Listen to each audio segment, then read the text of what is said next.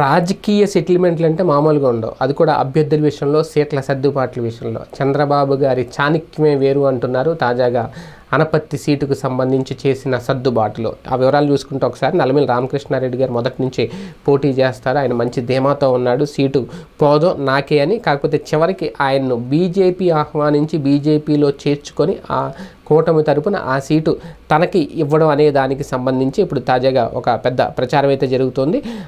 ఇప్పటికే ఆయన అనుచరులతో కూడా సమావేశం అయ్యి ముందుగా ఒక డెసిషన్ తీసుకున్నారంట. భారతీయ జనతా పార్టీలో చేరి బీజేపీ తరపున సీటు తీసుకుని బరిలోకి దిగితే అనేది అక్కడ పార్టీ ముఖ్యమా, అభ్యర్థి ముఖ్యమా, గెలుపు ముఖ్యమా, సీటు ముఖ్యమా అనే దాని మీద ఇది ఆధారపడింది. ఎందుకంటే ఆయన ఇంతకుముందు చేసిన వ్యాఖ్య తెలుగుదేశం పార్టీని భూస్థాపితం చేయాలనుకుంటున్నారు, నేను బతుకొండగా చెయ్యనివ్వను అని ఆయన చేసిన వ్యాఖ్య ఏదైతే ఉందో ఇప్పుడు మరి తెలుగుదేశం పార్టీ భూస్థాపితం అయిపోతున్నట్ట ఈయన, లేదంటే బీజేపీ కండువా కప్పుకున్నంత మాత్రాన తెలుగుదేశం పార్టీ భూస్థాపితం కాకుండా కాపాడినట్ట, రేపొద్దు నేను గెలిచిన తర్వాత మళ్ళీ ఆ పార్టీకి రాజీనామా చేసేసి తెలుగుదేశం పార్టీ కండువా కప్పుకొని టీడీపీలోకి వచ్చేస్తారా, లేదు ఇంక 5 ఏళ్ల పాటు బీజేపీ ఎమ్మెల్యేగానే కొనసాగుతారా?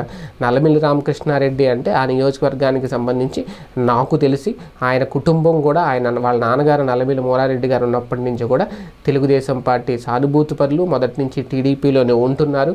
వాళ్ళకి పార్టీలు మారిన చరిత్రలు లేవు, పార్టీలు మారే అవకాశం లేదు, పార్టీలు మారే ఆలోచన లేదు. అంతకుముందు రామారావు గారిని ఎన్టీఆర్ గారు నమ్మారు, తర్వాత చంద్రబాబు గారు నమ్ముకున్నారు వాళ్ళ కుటుంబం. స్థానికంగా కూడా టీడీపీ అంటే ఖచ్చితంగా నల్లమిల్లి మూలారెడ్డి, నల్లమిల్లి రామకృష్ణారెడ్డి అనే అంటారు.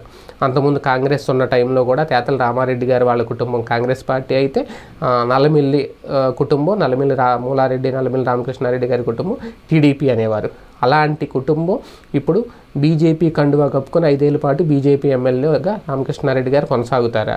ఇది నిజంగా అసాధ్యం అని చెప్పాలి. కాకపోతే రాజకీయాల్లో ఎప్పుడు ఏదైనా జరుగుతుంది, రాజకీయాల్లో ఎప్పుడు 2 ఏళ్ళు 4 కాదు అంటారు కాబట్టి ఇది కూడా అదే ఆలోచించుతుందేమో చూద్దాం.